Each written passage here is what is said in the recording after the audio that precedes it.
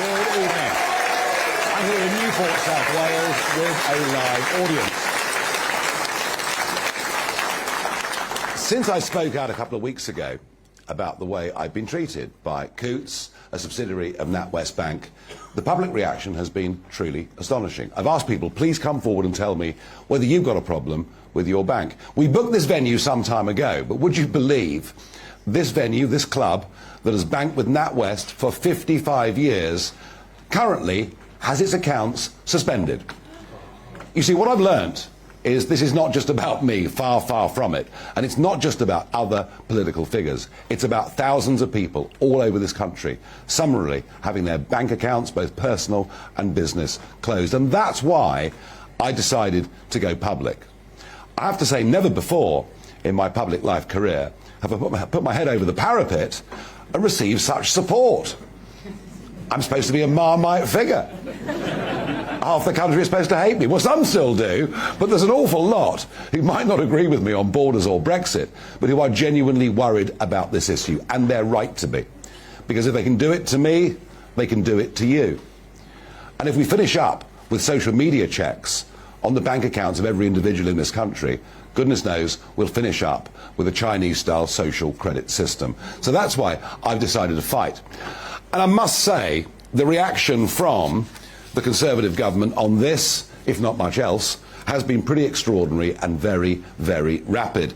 And after the promises of the last 2 days, this evening we got a Treasury statement. The government has stepped in to address fears that banks are terminating accounts because they disagree with someone's political beliefs. Banks will now be required to give people at least 90 days notice before closing an account, and crucially, they'll be required to spell out why they are terminating bank accounts. And the Economic Secretary of the Treasury, Andrew Griffith, who I have to say has been enormously helpful over the last few days, he says simply, and he's right, freedom of speech is a cornerstone of our democracy and it must be respected by all institutions. Well, hear, hear to that, as indeed Elon Musk himself said on Twitter last night. Shortly after this, a letter was published. It was sent to me on email and then published more widely, and it comes from Dame Alison Rose, the Group Chief Executive Officer of the NatWest Group. Remember, this bank that has 19 million customers. Dear Mr. Farage, I am writing to apologise for the deeply inappropriate comments about yourself made in the now published papers prepared for the Wealth Committee. I would like to make it clear they do not reflect the view of the bank. I believe very strongly that freedom of expression and access to banking are fundamental to our society, and it is absolutely not our policy to exit a customer on the basis of legally held political and personal views. To this end, I would also like to personally reiterate our offer to you of alternative banking arrangements at NatWest. I fully understand yours and the public's concern that the processes for bank account closure are not sufficiently transparent. Customers have a right to expect their bank to make consistent decisions against publicly available criteria, and those decisions should be communicated clearly and openly with them within the constraints imposed by the law. To achieve this, sector-wide change is required, but your experience, highlighted in recent days, has shown we need to also put our own processes under scrutiny too. As a result, I'm commissioning a full review of the Coutts processes for how these decisions are made and communicated to ensure we provide better, clearer and more consistent experience for customers in the future. The review will be reporting to me as NatWest Group CEO. I welcome the FCA's reviews of regulatory rules associated with politically exposed persons, and we will implement the recommendations of our review alongside any changes that they or the government makes to the overall regulatory framework. Yours sincerely, Alison Rose. Well, how do I respond to that? Well, of course, in life, it's always good to get an apology. So thank you, Dame Alison, for apologising. But I can't help feeling that the Treasury statement that preceded what you put out, and what I've actually been told, quietly, privately, is that you were forced into doing this by the Treasury. But at least you've done it, I suppose.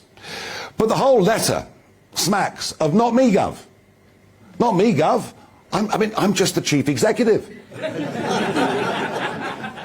I mean, don't blame me for what the banks under my direct control are doing. And when you say that, and there was some pretty vile stuff written that I got back through that subject access report.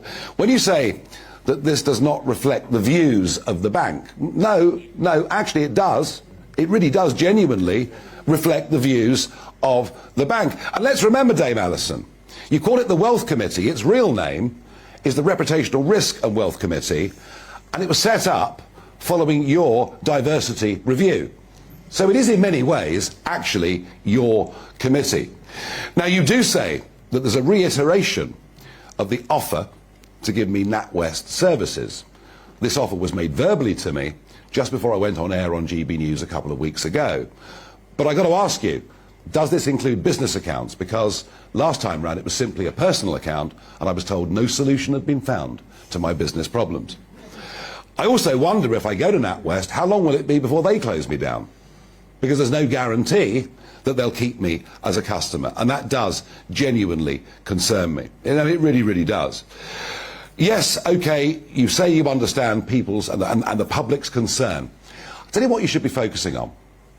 The 10,000 people who formed together in a Facebook group of cancelled NatWest customers. That's where your focus should be. The outrageous, disgusting way in which you're making men and women who are going about their lives, trying to set up small businesses, you're making their life a complete and total misery. And that's where the focus should be. And it's all well and good to talk about reforms in the future. What about the thousands that have suffered already? Well, my advice to those thousands is please put in your subject access request to this bank. Find out what information they've got on you. Find out why they closed you down. For me to go public on this is, of course, embarrassing. It's embarrassing to say publicly that your bank has shut you out. I don't know what it does to my credit rating going on from here. And also, for the contents of that subject access report, for all of those appalling, untrue, and in many cases, libelous stories that have been beaten in court to be published all over the daily newspapers. I mean, you know, it wasn't something that I enjoyed doing. Didn't enjoy it one bit. I could have just walked away, but I didn't do it because I think someone needs to be a voice for those thousands, maybe tens of thousands of people who've been treated so horrifically by the banks, including yours. Someone needs to stand up for them. Someone needs to be their champion. And I'm delighted that the Treasury and the government are acting. I hope the FCA move in short order too. But I'm afraid I can't just walk away from this. I've started this and I've got to continue. So thank you for the apology. It's a start, but it's no more than that. Oh, sorry, I almost forgot.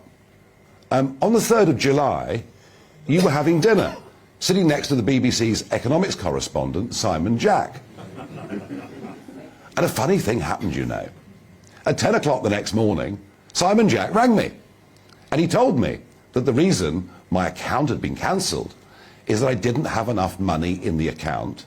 And that anyway, what was the problem? Because I'd been offered NatWest accounts. The BBC put that out, and many in the media accepted that version. Mr. Jack, for some reason, seems to have gone to ground today and hasn't backtracked from it. Can I ask you, Dame Alison, was it you that breached my private client banking confidentiality? Yeah. Was it you that told Simon Jack that?